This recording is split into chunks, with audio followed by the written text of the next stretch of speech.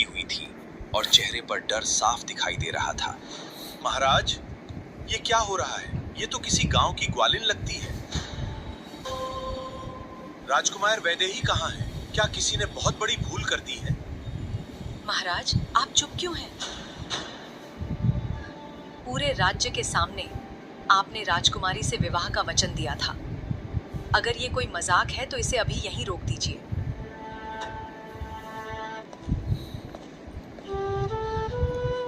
महाराज, अगर मुझसे कोई गलती हुई है तो मुझे बता दीजिए, लेकिन मेरी जगह किसी और को मंडप में बैठाकर मेरा अपमान मत कीजिए। सिर्फ इतना जानना चाहती हूँ कि आखिर मेरी गलती क्या है। राजकुमारी, तुम्हारी कोई गलती नहीं है और इस लड़की की भी कोई गलती नहीं है। आज जो होने वाला है वो मेरे जीवन का सबसे कठिन फैसला है, लेकिन मैं अपना ये फैसला किसी भी कीमत पर नहीं बदलूंगा। पूरा दरबार राजा की बात सुनकर स्तब्ध रह गया। किसी की समझ में नहीं आ रहा था कि आखिर राजा ऐसा क्यों कर रहे हैं। तभी राजा ने युवराज की तरफ देखा।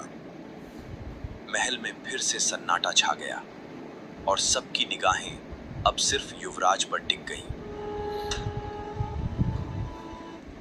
आर्यवीर, उठो, इस ग्वालिन का हाथ पकड़ो और इसके साथ 7 फेरे लो। यही मेरा आदेश है। जैसी आपकी आज्ञा पिताश्री। मेरे लिए आपका आदेश ही सबसे बड़ा धर्म है। मैं कोई प्रश्न नहीं करूंगा। राजकुमार ने बिना कुछ कहे ग्वालिन का हाथ पकड़ लिया। ये देखकर राजकुमारी वैदेही की आंखों से आंसू बहने लगे। पूरे राज्य में सिर्फ एक ही सवाल गूंज रहा था। आखिर राजा ने राजकुमारी को छोड़कर एक ग्वालिन से अपने बेटे की शादी क्यों करवा दी?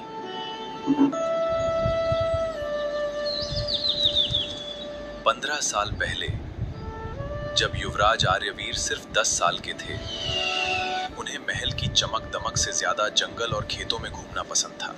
राजा ने कई बार उन्हें अकेले बाहर जाने से मना किया था, लेकिन आर्यवीर किसी की बात नहीं सुनते थे।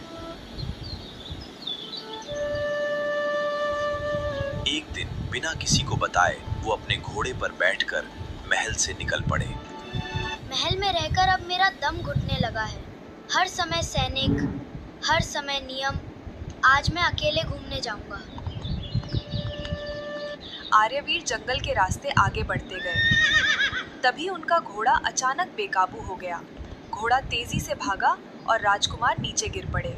अचानक हुए इस हादसे के बाद आर्यवीर जंगल में अकेले रह गए। आसपास कोई सैनिक नहीं था।